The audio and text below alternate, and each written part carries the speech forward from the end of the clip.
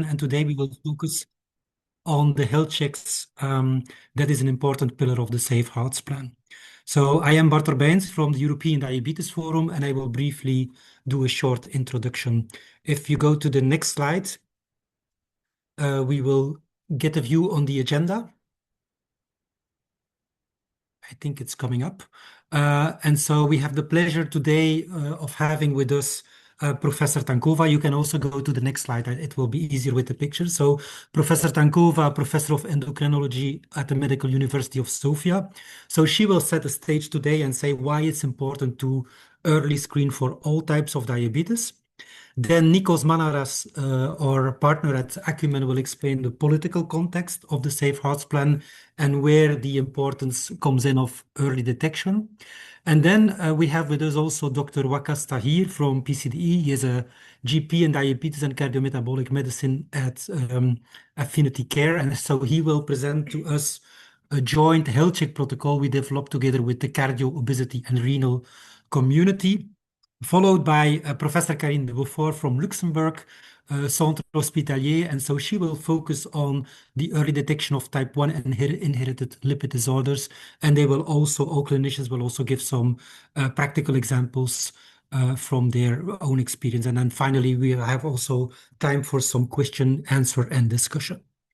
On the next slide, I will just very briefly introduce you for those of you that are new to the European Diabetes Forum. So we are a forum that brings together all European stakeholders active in diabetes. We have our own campaigns and we also amplify what our members are doing.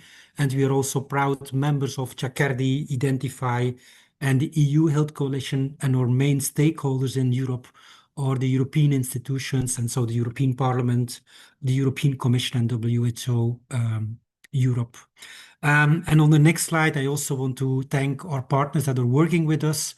So we have our non-profit partners, as you can see here, the Learned Societies, the patient associations, and then also all research associations and the associations representing nurses, primary care, and specialty care.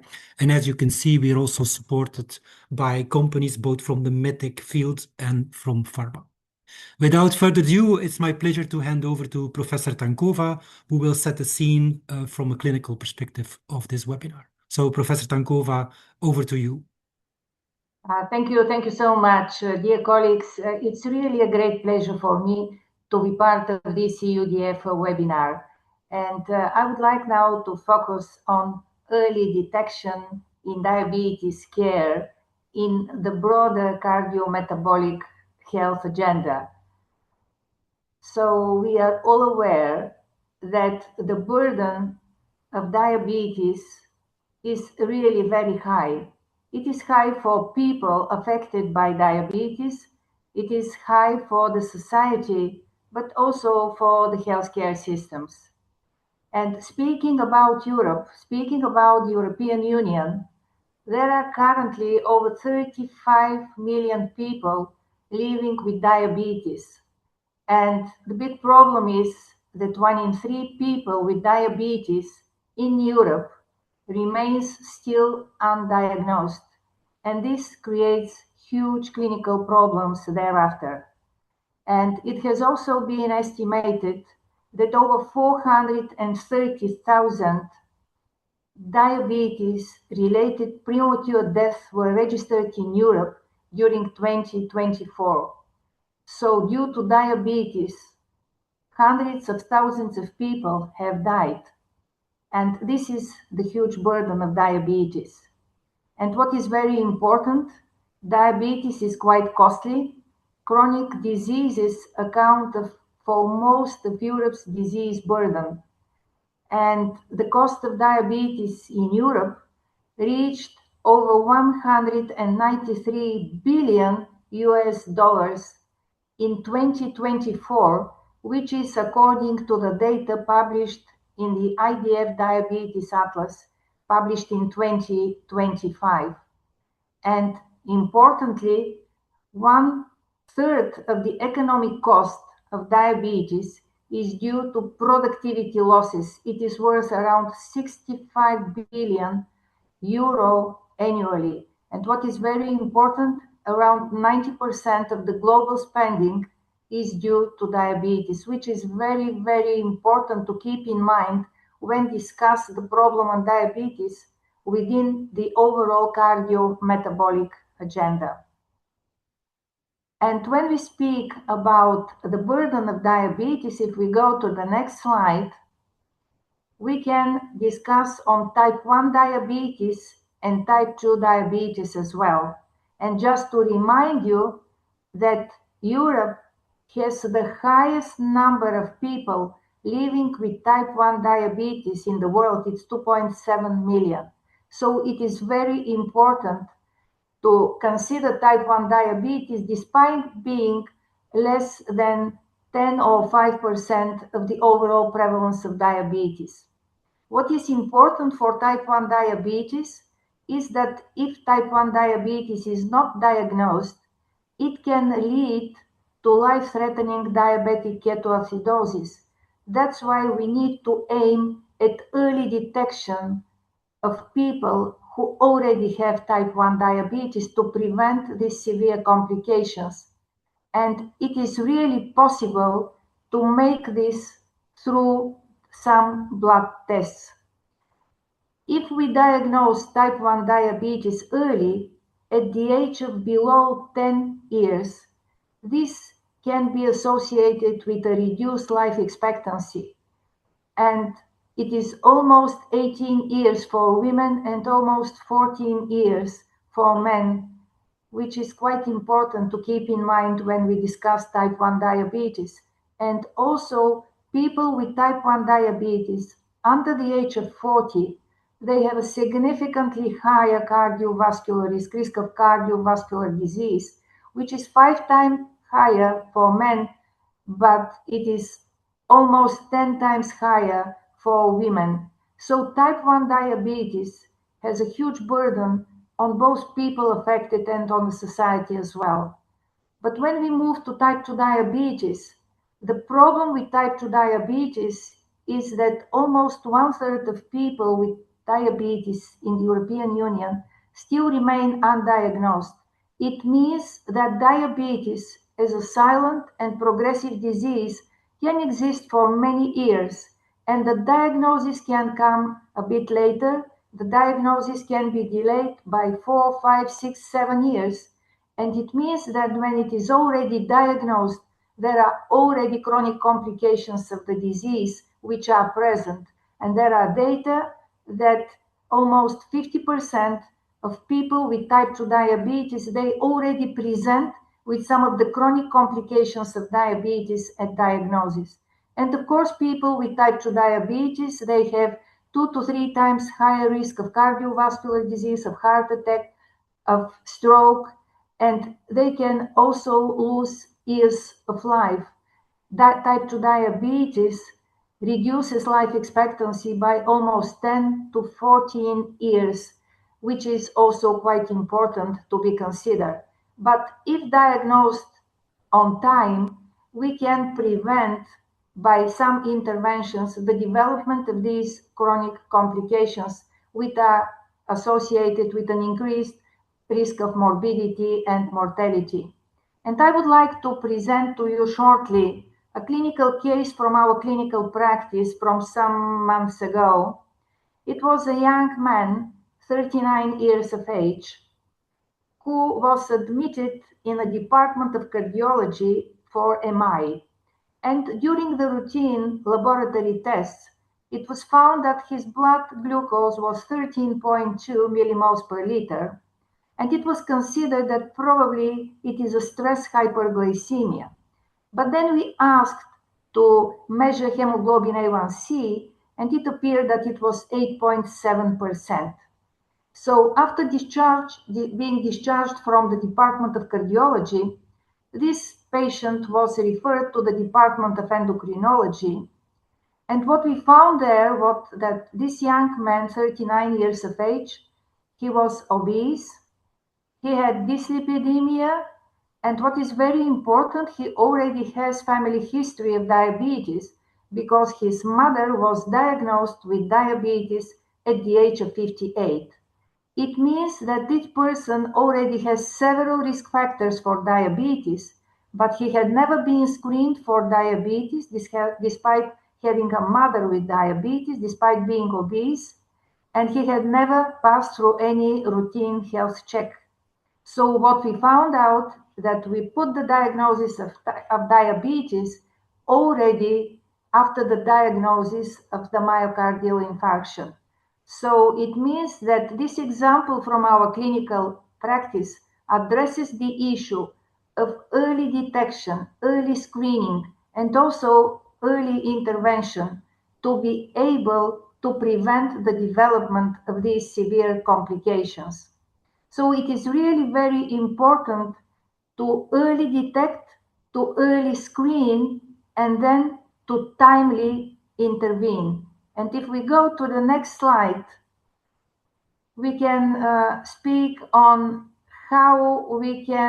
why we need this early detection and screening. Why does it matter? It matters for the both types of diabetes, both for type 1 diabetes and for type 2 diabetes. If we early diagnose, then we can expect much better outcomes. We are discussing a lot during the last years on the early detection of type 1 diabetes, which is possible now by some blood tests, because in this way, we can lower the risk of the life-threatening diabetic ketoacidosis, but it enables us to intervene because there are some innovative treatments which can delay the onset of clinical type 1 diabetes. So early detection is very important in type 1 diabetes. For type 2 diabetes, usually we need to screen people. It is very easy to screen people to see whether they have risk factors for diabetes. The majority of people do have, but early detection of type 2 diabetes and of course of cardiometabolic conditions which come hand in hand with type 2 diabetes, it can enable timely treatment, it can help prevent complications, improve the quality of life of people, which is very important, and of course we need to decrease the pressure, the burden on the healthcare system. And we all know that we better work in the field of prevention. It is much more cost effective for cardiovascular disease, and we need to prevent cardiovascular disease, but we need to we need to target the key risk factors, being diabetes, being obesity, like in the clinical case which I just presented to you. Because if you are diagnosed with type 2 diabetes at the age of below 40, your prognosis is much worse than if you are diagnosed later in age. That's why we need to be much more aggressive. But we need to early diagnose not just diabetes, just testing blood glucose or hemoglobin A1C, but we need to target the glucose, but also the blood pressure, also lipids, also the body weight, which is very important, because even just when we have this complex approach of targeting these cardiovascular risk factors, then we can reduce the overall cardiometabolic burden. And the management of diabetes, when we diagnose diabetes, when we screen for diabetes, when we put the diagnosis, we need to intervene. We do not need to wait there. We need to manage diabetes because when early detecting, we need to intervene to personalize the approach to people with diabetes. We need lifestyle intervention, but we also have available glucose lowering medications with cardio-renal metabolic protective effects, which we can implement in our everyday clinical routine in order to prevent, to delay, to reduce the development of the chronic complications of diabetes, and thus to improve prognosis and to have better outcome. So early detection is really very important, and we need to focus on it. And it's very good that we have something which we can implement and we can work together on. And that's why, following this early detection issue, I would like now to hand over to Nikos Manaras, who will speak about the European Union Safeguards Plan. Thank you, Professor Dankova. Um, we heard the importance of early detection and screening. Now, what I want to cover is how does that fit into the EU's Safe Hearts plan. We've covered the broader plan as part of a previous EUDF webinar, but just to kind of like bring everybody on the same level. The plan was presented in December of last year. It has three main pillars: prevention, diagnosis, and treatment. What we will be looking into today is the pillar of diagnosis, obviously, because we need to look at what are specific initiatives that can facilitate earlier diagnosis and screening of cardiovascular diseases, but also diabetes and obesity. If we go to the next slide, these are mainly the two initiatives that the plan proposes. There is an EU protocol for health checks, and then it also talks about mobile screening programs. Now, the plan itself sets a series of targets. I'll come back to them in a second. But the main two initiatives, in addition to, of course, other things and recommendations, is the introduction of a protocol on health checks, which we will dive into in a second, and the mobile screening programs. Just on that second one for a moment, this is something that has become more and more part of the practice over the last few years from certain countries in order to start reaching some difficult to reach populations. So what the Commission is proposing here is to provide support to member states to pilot specific outreach programs that will be using these mobile screening units in order to improve coverage rates of screening in the countries, especially for, as I said, hard to reach or undeserved communities and populations. We will see what type of support that will be, whether that's going to be financial for any kind of logistical equipment or programs. We'll see how that pans out. But as I said, I want to focus a little bit more on the protocol on health checks, because what the Commission aims to propose is a common EU framework to pilot and launch national health checks for cardiovascular disease, diabetes, and obesity. So why is this coming into, and why is diabetes mentioned in this? We've covered before, and we can go to the next slide. We've covered before that the plan, although it's a Safe Hearts plan, the Commission has very clearly communicated that it looks at the triangle of cardiovascular diseases, diabetes, and obesity. And Professor Tankova spoke very clearly about the relationship and the interconnectedness between all of those. But specifically on the protocol for the health checks, the opportunities for diabetes lie into the approach towards more integrated screening for cardiometabolic diseases, and also the opportunity for the community to engage into better defining screening tests for all types of diabetes. We'll come back to that in a second of how that fits into the general into the initiatives that the Commission is proposing. But I wanted to kind of like highlight here what are the targets that the EU plan has put forward, because these are obviously linked to the health checks initiative that we will talk about in a second. So what the Commission has proposed is reducing cardiovascular premature mortality by 25% by 2035, using 2022 as the baseline.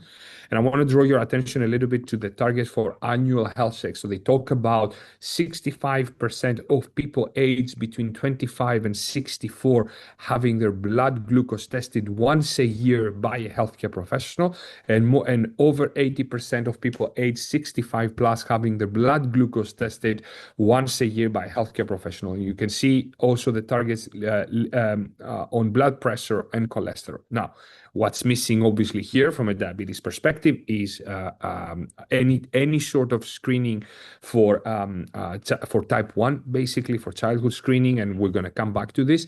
But also, it's not obviously comprehensive diabetes screening, what we're looking at here. This is primarily a quick blood glucose check in addition to other checks that can be done with a quick blood test.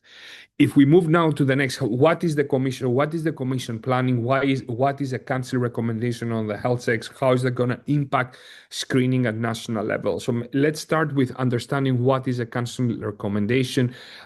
It is a document that, first of all, is non-binding. It's not legislation. It's not law. And it's a non-binding EU instrument that basically guides the member state. It can set specific goals. It can provide guidance for the member states to use. This tool, this council recommendation, can be used in a number of instances in the area of healthcare. One of the most recent times that it was used for was actually for a council recommendation for cancer screening as part of Europe's Beating Cancer Plan, because that's the one that actually gave some guidance towards the member states of how to adapt their screening protocols for specific cancers. The document, even though it's not binding, it has certain political weight because it is adopted, even though technically by a majority, usually by consensus by the member state.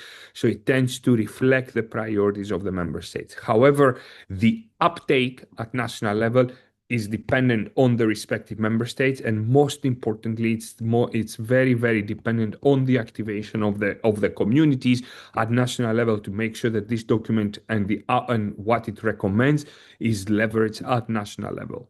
So it's a non-mandatory, non-binding EU instrument, but it offers a framework to guide the member states.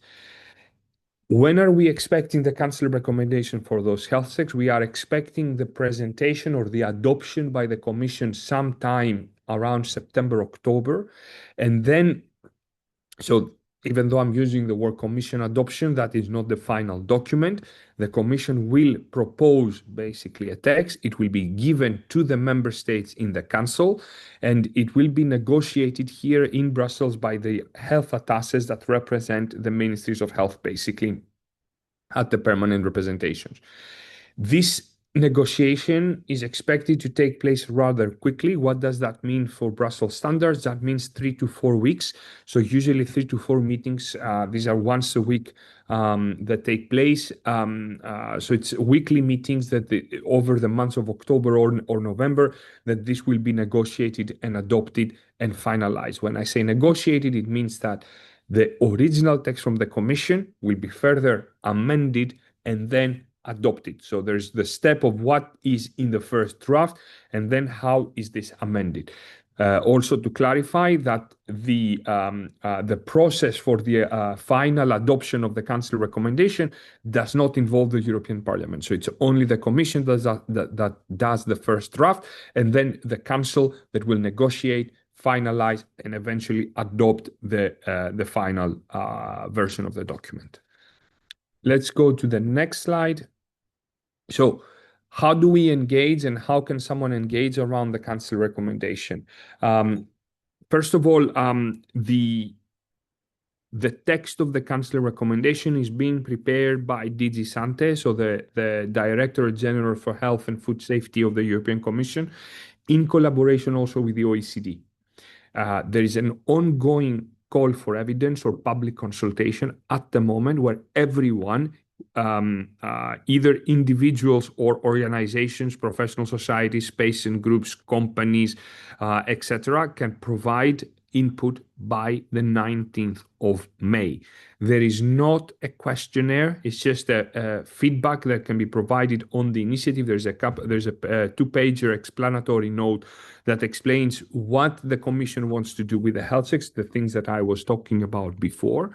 But also I want to flag the fact that it also provides for the opportunity now at the consultation and as part of the engagement that you can see that we have put up there on the top right of the slide. So the continuous engagement with the European Commission to ensure that the first draft is not just about health checks that look at diagnosing type 2, but also a protocol that includes childhood screening for type 1 diabetes screening. I'm pretty sure that the speakers that will follow me will talk about what the EUDF has been doing in these areas for both adult and childhood screening. But what I want to highlight here is that there has been a very open door from the Commission to hear the views of the community and understand how to draft a draft council recommendation that will be as comprehensive as possible. Now, we have to understand here that anything that touches on the topic of screening, the wider it gets, the more antibodies it tends to produce to policymakers, as you know very well, and the more or less the approach of health checks is towards primarily population-wide screening at a certain age through a simple blood test, and then based on risk stratification, follow-up screening, diagnostics, and checks later on.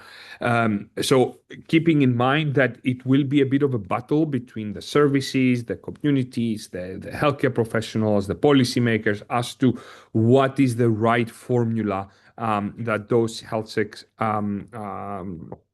should follow. This means that in addition to any sort of engagement at Brussels level, what is crucial is engagement at national level. We should not forget that at the end of the day, as I mentioned before, the health attaches that will be negotiating in Brussels are representing the ministries of health at the end of the day. So they will be pushing for the position of the respective ministry. So engagement at national level with the relevant ministries of health will be important. There are other experts from the countries that are involved in the process through a specialized public health expert group that the Commission is maintaining. I don't want to complicate the presentation, but rest assured that eventually what will make it to the final document will be the will of the member states. And so, which means that last but not least from me, just to highlight the importance of the upcoming presidencies, because they are the ones that will set the tone, the pace, and will be holding the pen during the negotiations. Most likely, this is going to be the Irish. If the health checks council recommendation draft comes out in October, it will be the Irish presidency that picks it up and negotiates it. If for whatever reason comes a little bit later, it doesn't match the program of the scheduling of the Irish presidency, that's Lithuania that comes after, as of the 1st of January of 2027. I will stop here. I'm happy to answer any questions after. I would happily pass it over now to Dr. Wakasta here, who's a specialist GP in diabetes and cardiometabolic medicine, to talk a little bit about the protocol for joint health checks and the work that EUDF has been doing in this space. Thank you. Thank you very much, Nikos, and thank you for the opportunity to be here. So I think from the first two speakers, we've clearly heard about the morbidity, mortality, and the burden of the condition, and how diabetes almost sits at the center of everything that we're trying to do, both in the space of type 1 diabetes as well as type 2 diabetes. And Nikos has kindly taken us through what I'm going to describe initially perhaps aspirational, but ambition. What is our ambition across Europe, and what are our broad targets? Over the next 8 to 10 minutes, I'll very briefly take us through what we've created in terms of the protocol and what are we proposing in these joint health checks. Next, please. So when we talk about joint health checks, what we really mean is integrated health checks that really screen across multiple chronic conditions. Why? Because we are living longer, and now we know that people who are living longer with multiple health problems.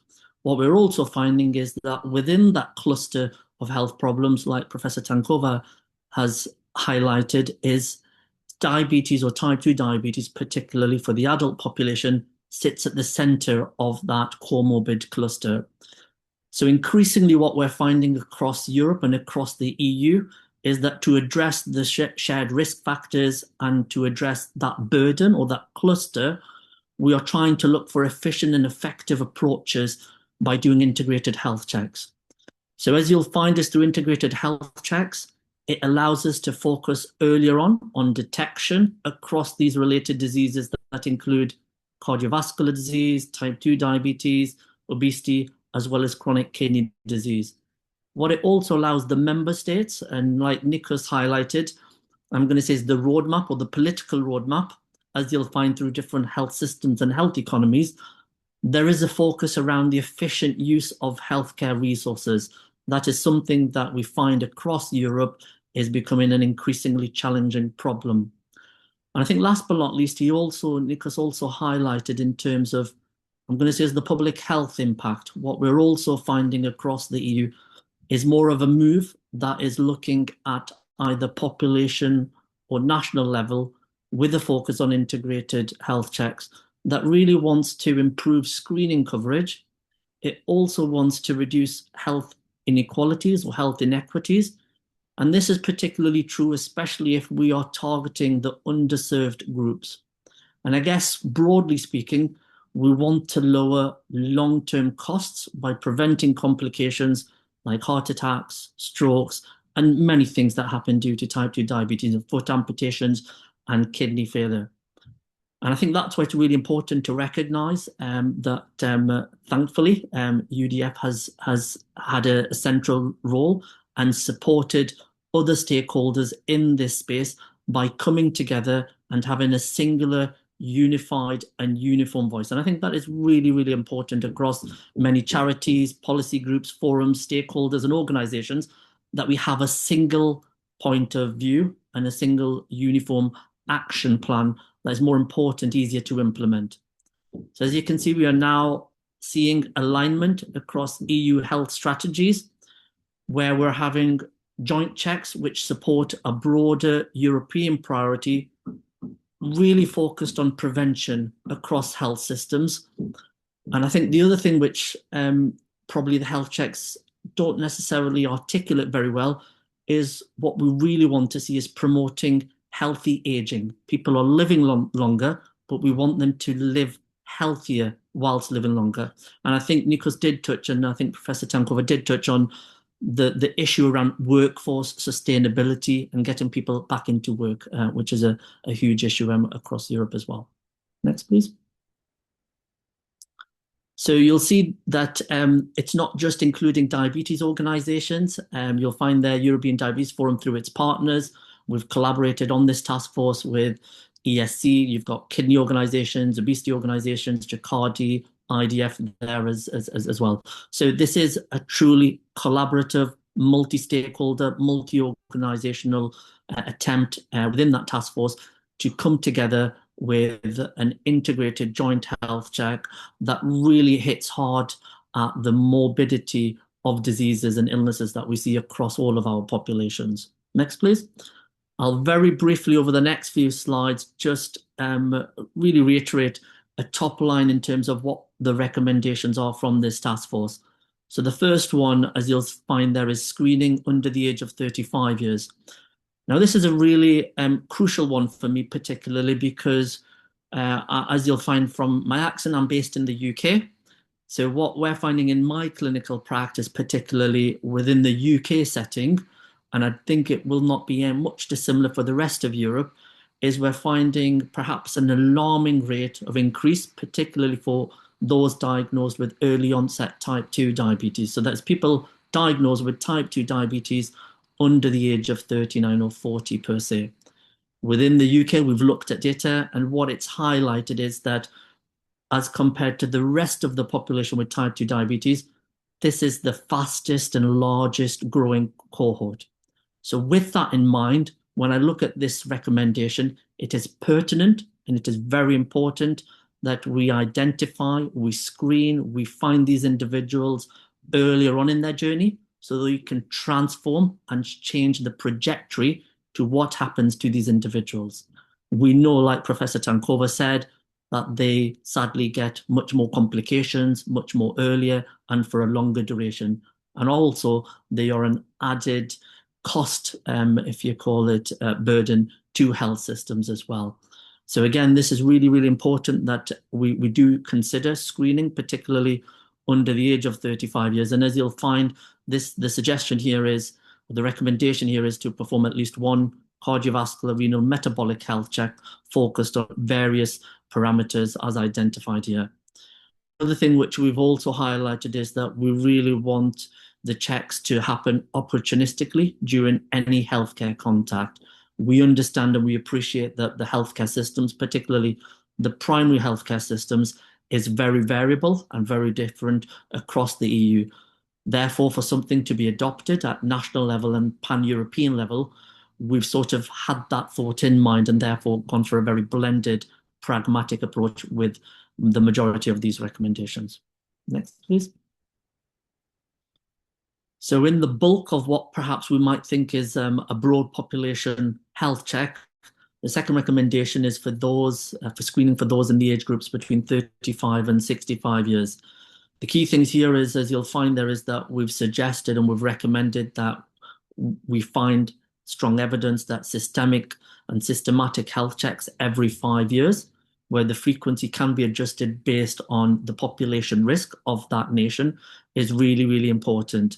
And the balance between either 3 to 5 years of systematic health checks really depends on the epidemiology, so what the disease burden is within that country, as well as the risk progression and the clinical benefit, as well as the cost effectiveness and how primary care systems are set up within the national context of the varying countries that we have across the EU. As you'll find, the health check itself is based on almost a two-pronged approach. The first one really looking at an evaluation of lifestyle and healthy behaviors. And the second one, like Nikos highlighted, in keeping with that view, is more of a screening or a blood screening or a panel of screening events. So again, you'll find is that what we're also hearing is what Nikos highlighted through the view of the EU recommendations, or what the view is of the policy community. It is almost aligned hand in hand with what we're finding in the clinical community with these recommendations there as well. And as you'll find, we've put down right at the bottom that we've also sort of suggested and recommended opportunistic checks, particularly NT-proBNP, which is to identify early on if we suspect people with heart failure. And the rationale for that is that we know particularly people with either type 2 diabetes, but particularly heart failure as a central cohort within that they have got very, very poor outcomes. So they have almost a 50% mortality at 5 years. And across the Western world, and particularly Europe as well, they are, if not the topmost, the top three at least, causes of hospitalization and emergency admissions across many hospitals across Europe. So again, a really, really specific cohort there that we're trying to identify earlier on through screening within this age bracket. Next, please. And last but not least, another recommendation is slightly different, as you'll find for those over the age of 65 years. Here we've recommended a full cardiovascular, renal, metabolic health check, which should be performed between not less than every 3 to 5 years. And this includes a few different things, as you'll find there on the screen, you know, looking at people's pulses and particularly their rhythm, their heart auscultations. And this is really important because we're identifying a slightly different niche of illness in this age group, predominantly peripheral vascular diseases and particularly irregular heartbeats like atrial fibrillation, which we know contributes or is a significant contributor to stroke disease. And that is something, again, in that age group, we want to reduce the burden of in the context of the diabetes and cardiovascular cluster of illnesses that we find here as well. And again, it's important to recognize that the health checks, they should be adapted to individual or local or national, at least, risk profiles. Again, considering family history, ethnicity, and other dynamic cardiovascular, renal, metabolic risk factors that may have slightly different nuances across Eastern and Western parts of Europe. And last but not least, again, just highlighting comments by earlier colleagues in terms of policy is policy. Health recommendation is nothing unless we really implement it, adopt it and implement it. So for me, an effective health policy implementation is crucial as it really translates what we are all here to do, which is to translate planned actions into real world practice to improve population health and to change lives for people that we are all trying to serve. And it requires stakeholder buy-in, as I can see from many screens that we've highlighted, the multi-stakeholder approaches.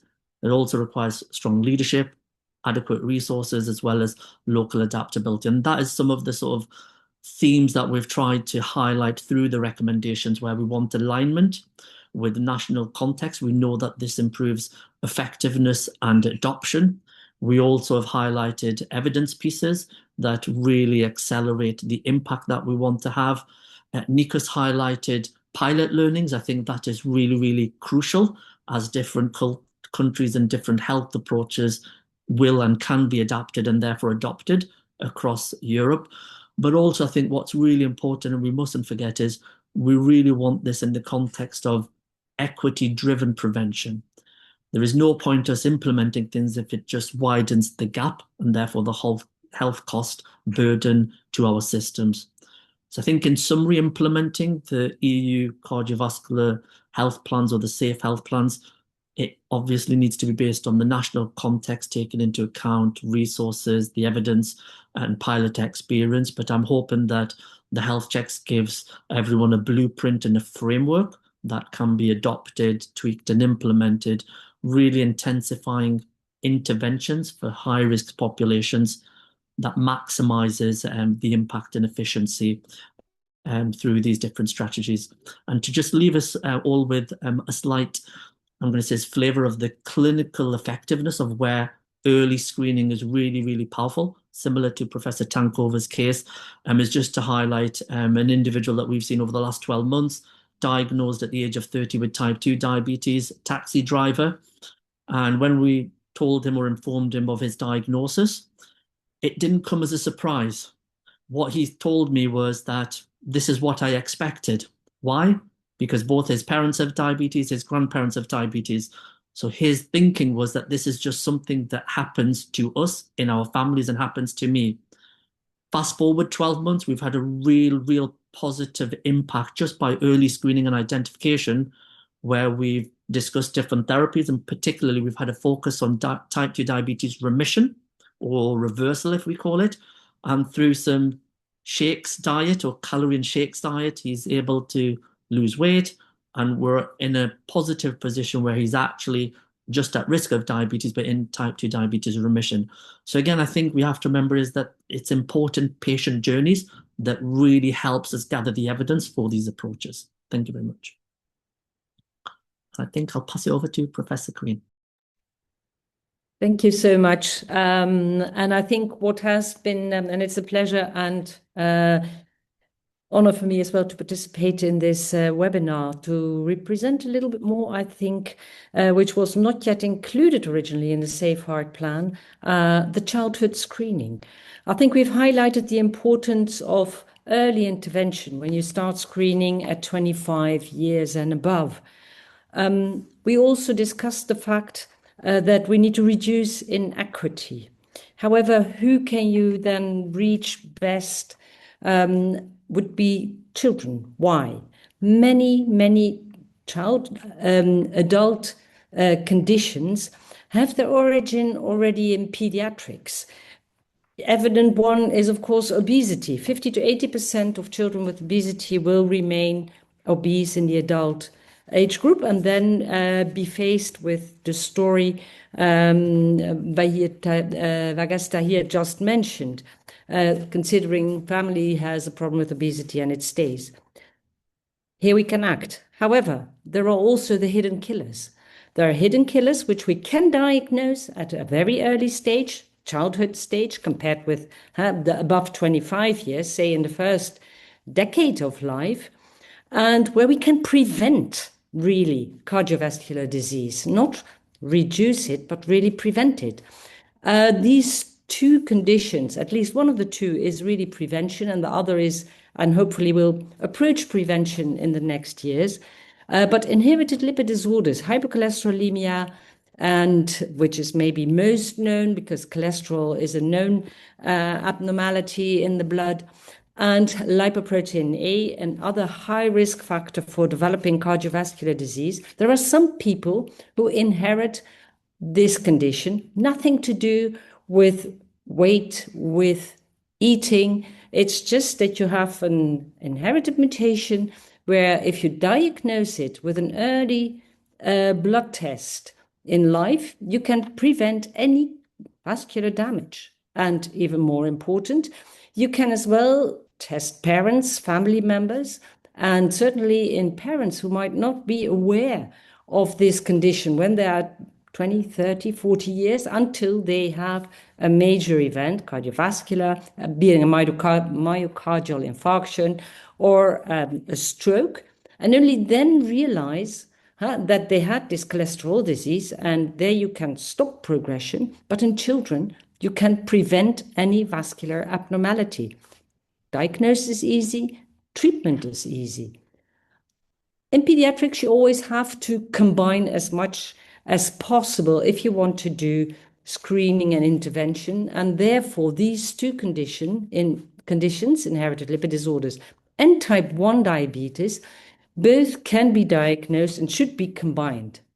Type 1 diabetes is finally known as a condition, far better, most of the time known, who will present itself with a high blood sugar level.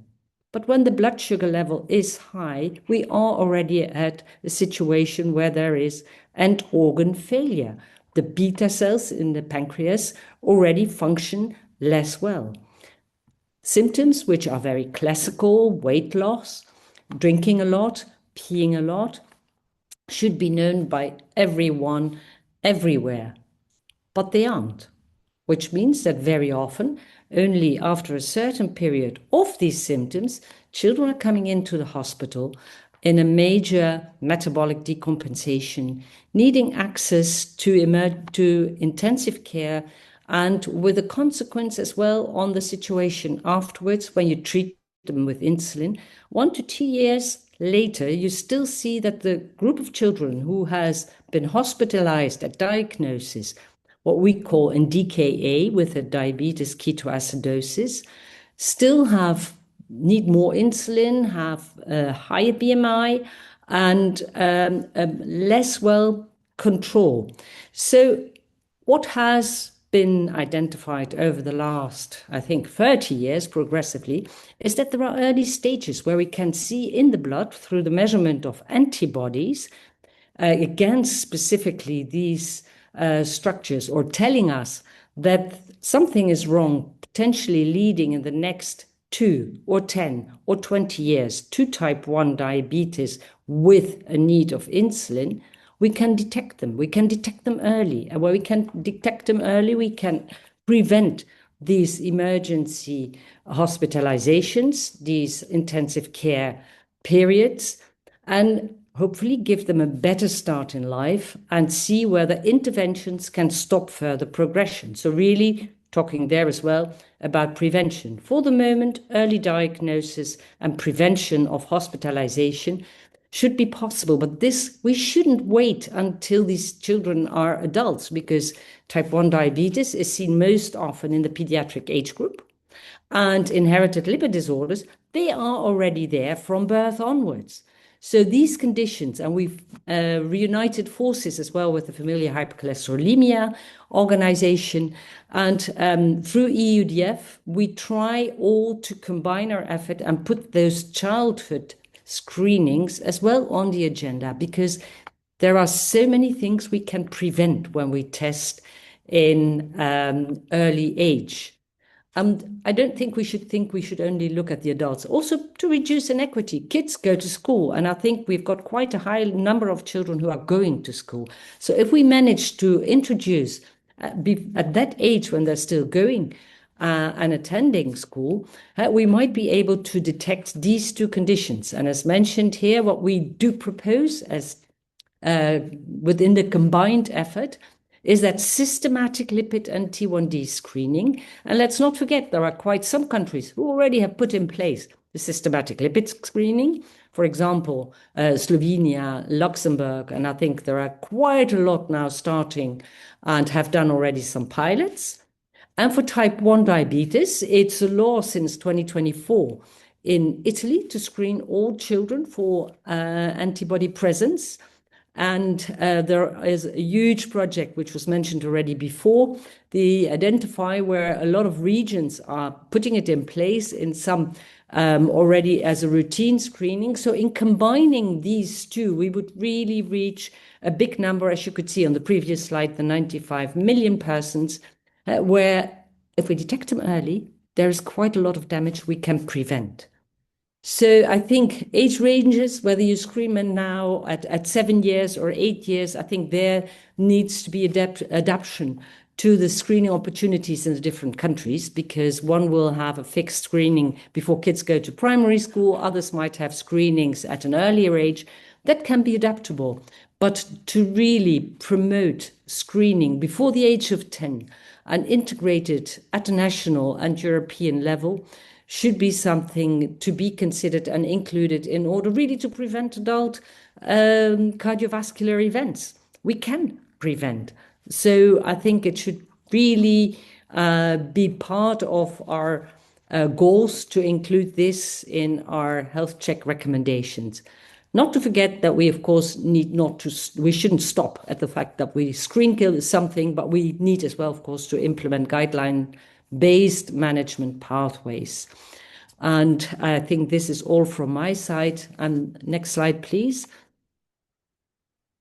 Here is, you see a huge support for all those who are considering the checks already in childhood, an important point. And herewith, I think I hand over again for questions to Bart. Thank you, Karine. Also, thank you to all the other speakers, Professor Tankova, Nikos, and Waka. So we do have time for a few questions, so you can either put them in the chat.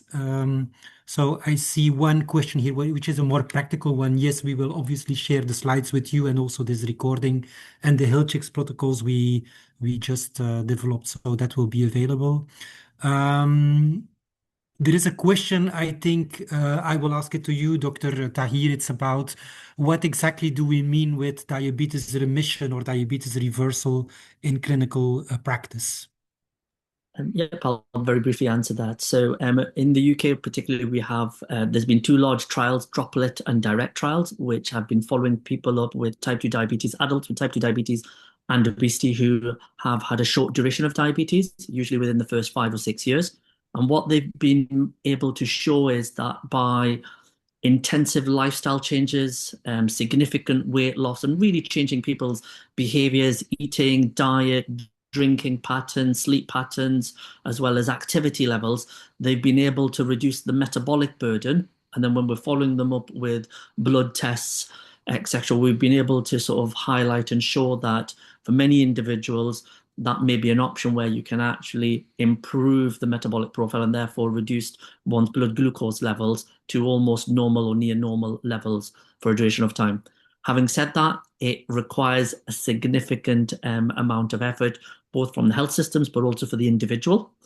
So that is something that we still offer within the UK, that if individuals are diagnosed early on in their type 2 diabetes journey, they're motivated, then there are systems and support structures in place to support them on that journey.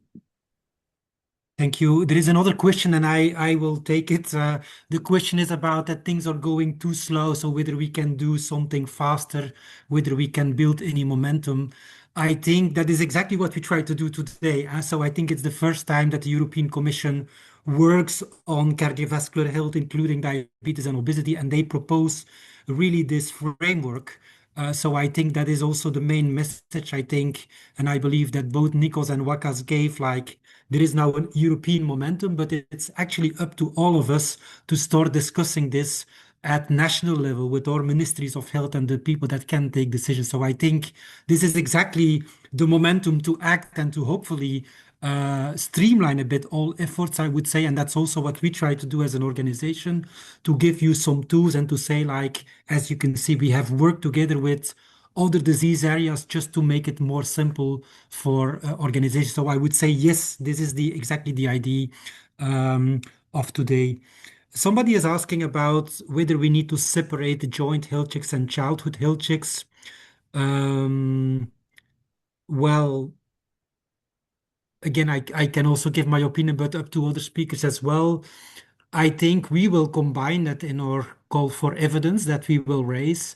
I think we have worked with one community a bit more focusing on cardiometabolic profile, as explained also by Professor Tankova on the beginning, and we just complement that with work on children. So again, whether you combine it or whether in your country it's more feasible to do one or another, but from our perspective, as you can see in this webinar, we want to focus on all kinds of diabetes. I think I see you, Karin, and Nikos also willing to add on that. So maybe Karin, you can go first. Thank you. Certainly for both questions, as well the one from Australia where we are discussing the kind of measurements, I think childhood checks should be included in a safe health plan, safe heart plan, because you've got the origin of so many diseases in childhood. So why wait till people have problems when they're past 25 and risk to not be part of the workforce, to have a disease which will hamper their integration in life in general, if you can prevent. And therefore, I think it is just a fixed part of it. And definitely methodologies could be developed. Everything can be done at a capillary level.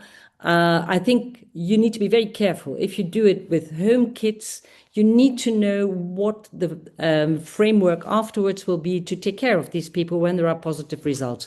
So I think it's very important to have implemented guidelines and how these people are going to be followed for both conditions. Thank you, Nikos. Maybe very quickly, and then we will close, huh? Nikos, we can hear you. Very nice. Thank you. No, I wanted to clarify that the Safe Hearts plans or EU cardiovascular plan started as a cardiovascular plan, and with the efforts of the community got expanded into to cover also diabetes and obesity. Now, taking that into consideration, the original idea of the Commission with the health checks was cardiovascular screening, basically. They expanded a little bit the understanding, but again, the Commission's original idea was to focus on adulthood, so type 2, as a risk factor for cardiovascular diseases. It's the outcome of the engagement of the community that got the Commission to understand that, okay, if we're going to do that, we need to be potentially across the life course. And now it's the efforts of the community to make sure that what the Commission drafts is comprehensive enough to also include childhood, adults, etc. Just wanted to clarify a little bit the process and what the Commission had in mind. Thank you, Nikos. With that, I have just one or two action slides. If you can go to the next slide. So again, first of all, thanks to all speakers and for you attending. So some next steps we propose is, first of all, familiarize yourself with the work we have developed. We will share it with you, and it is available on our website. Again, we suggest to discuss this with your local diabetes community, including all stakeholders, is always important. And as we have shown the example, I think it's also worth exploring what is working in your country together with cardiovascular, obesity, renal health, and not to work in isolation. I think that is all about the work we have done as well. And then, of course, again, we suggest to stick as much as possible to what we have developed with important learned societies and including people with lived experience, which is very important. And of course, it's crucial to go out and to discuss this with your policymakers. You can also find some other materials on our website. I will just quickly go over it. So we made also more general material on the Safe Hearts Plan and opportunities for work at country level. And again, also these two protocols we discussed together. And on the last slide, finally, you can find QR codes leading to both what we call today the joint health check protocol and then the childhood health check protocol. So you can find that on our next slides and also on our website. And with that, we absolutely want to thank you for your participation today. We wish you good luck and success to discuss this with your peers, with other disease areas, and then finally with your policymakers. And if you have any question, you can reach us here. And as promised, you will receive all tools and materials we prepared for today's discussion. So thanks for joining us today, and let's keep in touch. Thank you very much.